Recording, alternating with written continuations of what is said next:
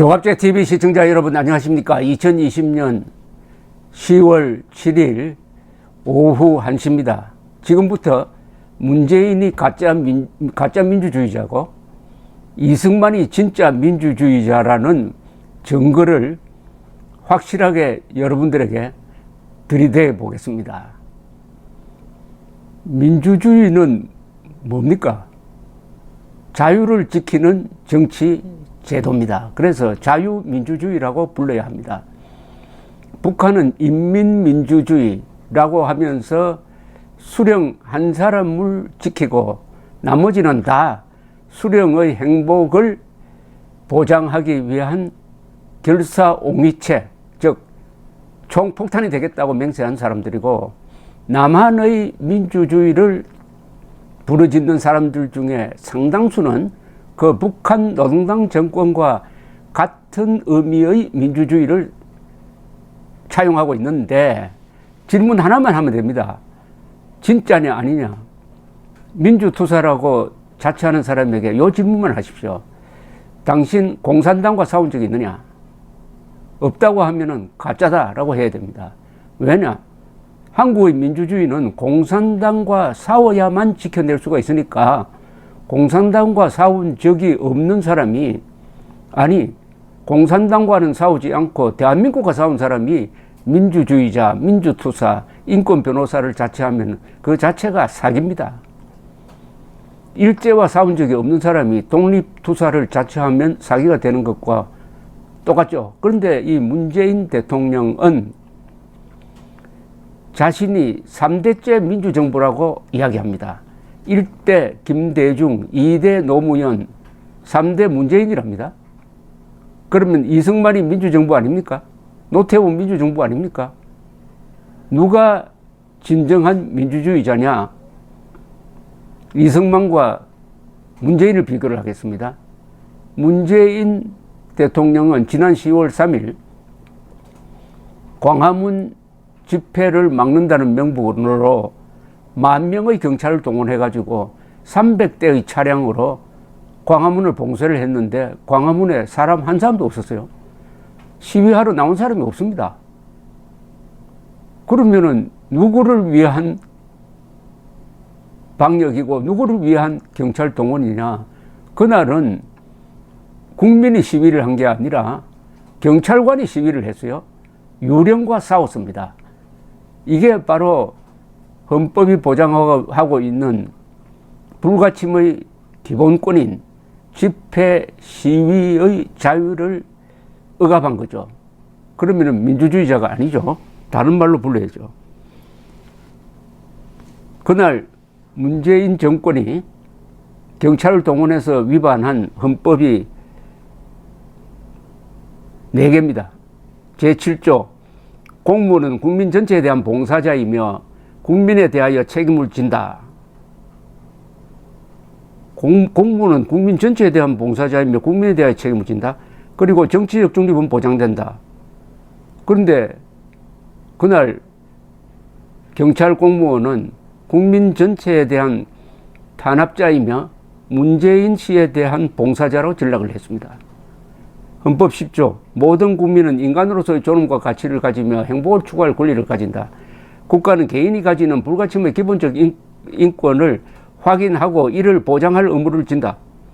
여기서 말하는 불가침의 기본적 인권은 뭐냐? 헌법 제21조, 모든 국민은 언론 출판의 자유와 집회 결사의 자유를 가진다. 헌법 제11조는 모든 국민은 법 앞에 평등한다. 7조, 10조, 11조, 21조를 모조리 위반했습니다. 명분은 뭐냐? 코로나 방역이다. 그런데 같은 시간에 서울대공원은 사람들로 메워졌습니다. 그럼 서울대공원에 모이는 사람과 광화문에 모이는 사람을 차별한다는 이야기 아닙니까? 한쪽은 보호대상, 한쪽은 배척대상. 이런 헌법은 개업투쟁론에 입각한 사회주의 헌법입니다. 사회주의 헌법이 아닌데 사회주의 헌법식으로 해석을 해서 공권력을 악용을 했다. 헌법 위반입니다. 이거 탄핵 사유입니다. 코로나니까 개인의 기본적 인권은 제한해도 된다. 이게 지금 통용되고 있습니다. 그러면 6.25 전쟁 때는 어떻게 했을까요? 전쟁, 코로나가 아무리 심하다고 하지만 전쟁보다야 지금 코로나로 사망한 분이 400여 명입니다. 6.25 때 남북한이 약 300만 명이 죽었다고 합니다. 그럼 6.25 전쟁은 지금 코로나 사태보다 한 10,000배쯤 엄중한 사태였습니다. 그때 이승만 대통령은 놀라지 마십시오. 언론 검열을 하지 않았습니다. 국회 문도 닫지 않았어요. 그리고 최대 규모의 선거를 했습니다. 전쟁 중에도 민주주의를 놓지 않았어요. 얼마나 위대합니까? 전쟁 중에도 언론 검열을 하지 않으니까 언론이 정부를 비판하고, 야당 국회가 열려 있으니까 야당이 정권을 비판하고, 선거도 하고. 놀라운 사실 아닙니까? 더구나 1950년, 51년 하면은 대한민국 세워진 지가 2년, 3년밖에 안 됩니다. 아직 대한민국의 어린 민주주의가 그런 말을 뗄까 말까 한 시절에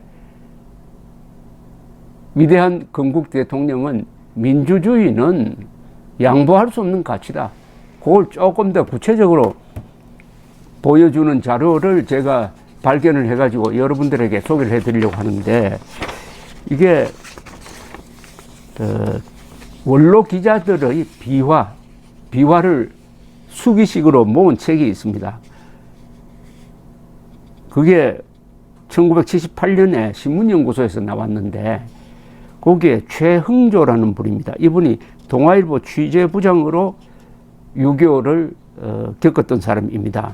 그 뒤에 중앙일보 취재국장, 신문의 신문사도 창업하신 최흥조 선생이 쓴 수기에 이런 대목이 나옵니다. 아주 흥미진진합니다.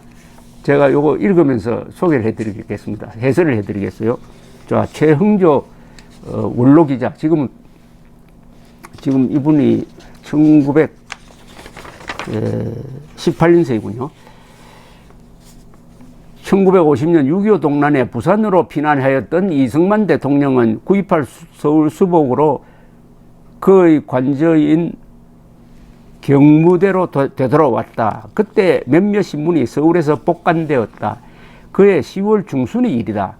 국군과 유엔군은 38선을 넘어 평양을 점령하고 승승장구 압록강을 향해 진격하여 국토 통일의 부푼 꿈이 막 실현되려던 무렵이었다. 치열한 전쟁이 진행되고 있던 때이라 전 국토는 비상계엄령 하에 있었으므로 국방부 정훈국 관장 하에 신문 검열죄가 엄격하게 실시되고 있었다.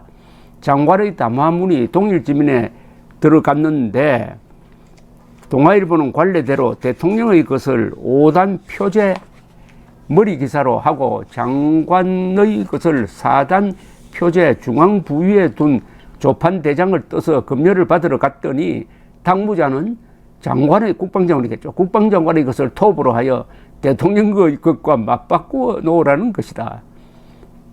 그렇게 할 밖에 없으니 신문사는 판을 고쳤다. 다음 날은 예정된 이 대통령의 기자회견이 경무대 관저에서 있었는데 이것은 서울 수복 후 최초로 열리는 것이었다. 이 대통령이 먼저 반가운 어조로 회포를 푸는 말로서 시작한 기자회견은 까다로운 형식을 빼고 흥겨운 대담식으로 진행되었다. 필요한 화제가 다 끝났다고 생각할 즈음에 나는 자리에서 일어나서 다음과 같이 말했다.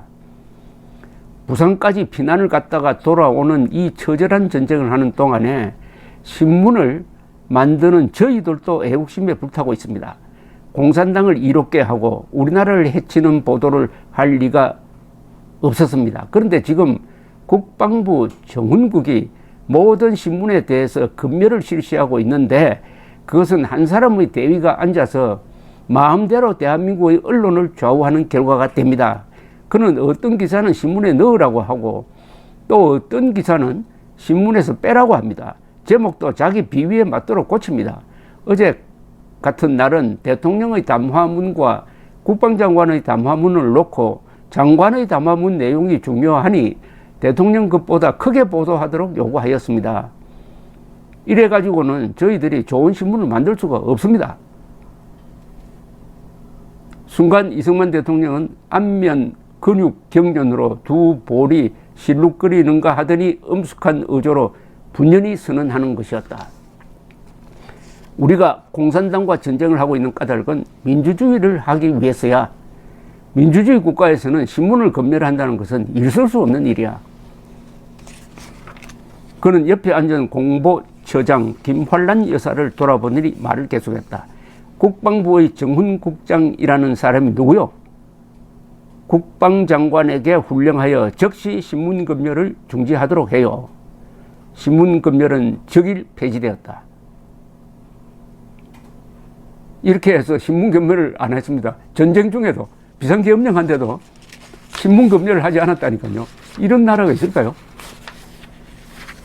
그런데 이승만 대통령의 소신은 뭡니까? 우리가 공산당과 싸우는 이유는 민주주의를 지키려고 하는 것인데 신문검열을 한다면은 이건 민주주의가 아니다. 그러니까 이런 식으로 신문검열을 하면서까지 공산당과 싸워서 이길 이유가 없어지지 않느냐. 우리가 지킬 게 민주주의라는 양보할 수 없는 가치다.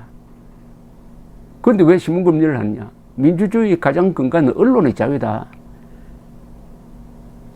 이렇게 해가지고 전시 중에 언론은 전쟁하는 국군, 전쟁하는 이승만 정부를 맹렬하게 비판을 했습니다. 그 신문들을 한번 보시면 깜짝 놀랄 겁니다.